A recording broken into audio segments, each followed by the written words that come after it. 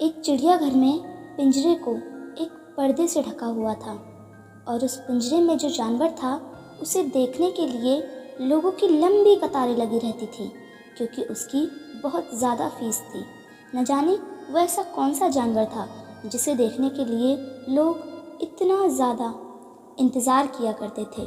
और करे भी क्यों ना, क्योंकि उस पिंजरे के ऊपर लिखा हुआ था, दुनिया का सबसे ज़्यादा खतरनाक जानवर। लोग व्याकुल थे कि शेर से भी ज़्यादा खतरनाक आखिर कौन हो सकता है। और जब भी कोई इस पिंजरे में झांकता तो उसमें एक शीशा रखा हुआ था और उस शीशे में इंसान खुद को देखता था। ये हमें बताता है कि इंसान दुनिया का सबसे खतरनाक जानवर है। और आज केरल की इतनी दरिंदगी भरी हरकत को देखकर तो मैं हैरान हूँ। ये साबित कर दिया उन लोगों ने कि हाँ, मनुष्य ही सबसे ज़्यादा खतरनाक जानवर है, जो किसी को भी अपने स्वार्थ, अपने मज़े और अपने फ़ायदे के लिए कभी भी कहीं भी मार सकता है। उस गर्भवती हाथिन के पेट में जो बच्चा था, शायद वो भी अपनी माँ से मरने से पहले यही कह रहा होगा कि माना हूँ मैं इतना सा माँ, पर कम ना कभी मुझे आंकना। जिद है मंजिल पाने की, मेरे दिल में कभी झांकना। जीवन के इस लंबे सफ़र में मुकाम आएंगे कई सारे, सीना पाया बाघ का और माँ की दुआएं हैं साथ मेरे।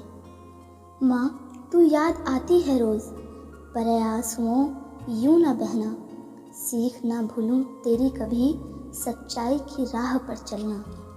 जब खाया धोखा इंसानों से, तब उस माँ ने मुझे सिखाया कि मिले जो साथी तुम्हें भले बुरे, जांच परख कर तुम चुनना।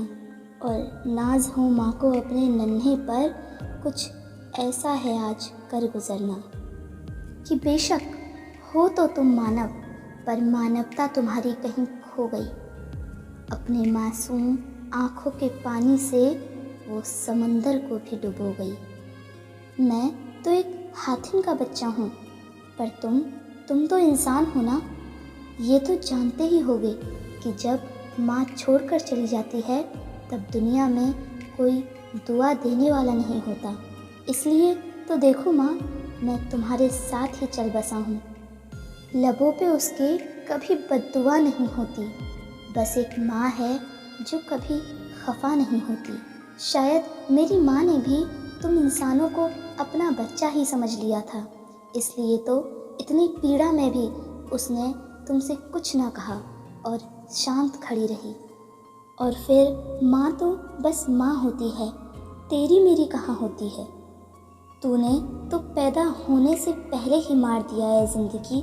जाकर पूछ ज़रा मेरी माँ से कि उसके कितने लाडले थे हम।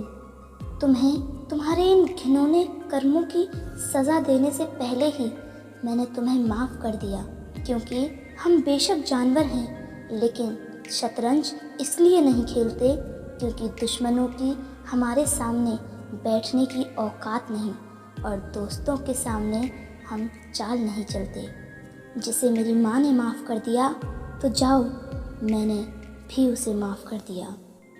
और हाँ, शाल वृक्ष चाहे कितना भी पुराना हो जाए, परंतु उससे हाथी को नहीं बांधा जा सकता। पर मैं बहुत खुश हूँ, क्योंकि माना मेरे मुंह में ज़ुबान नहीं, पर भला हो उस ऊपर वाले का कि मैं इंसान नहीं। एक मूक प्राणी के लिए भी जीवन उतना ही प्रिय है जितना इंसान के लिए। ज़रा सोच के देखिए कभी कि अगर हमें किसी चींटी ने काट लिया तो हम उस जगह को केवल कुछ समय के लिए सहलाते हैं, परंतु उस काटने की सज़ा हम उस चींटी को मौत देते हैं। कभी गौर किया है कि इंसान कितना बेरहम है, और आज तो उसने बेरहमी और हैवानी की सारी सरहदें ही पार कर दी हैं। मांग लूँ उस रब से मैं यह मन्नत कि फिर मुझे यही जहाँ मिले, यही गोद मिले और फिर यही माँ मिले। अगर ईश्वर की सर्वश्रेष्ठ रचना इंसान है तो मैं जानवर रहना ही पसंद करूँगा, क्योंकि इंसान को देखकर तो शायद मुझे सर्वश्रेष्ठ रचना से भी घृणा हो गई है। मेरी आवाज़ को सभी तक ज़रूर पहुँचाएं। आपका प्यारा और अपनी माँ का राज दुलारा, जन्म से पहले ही मौत पा लेने वाला छोटा हाथी।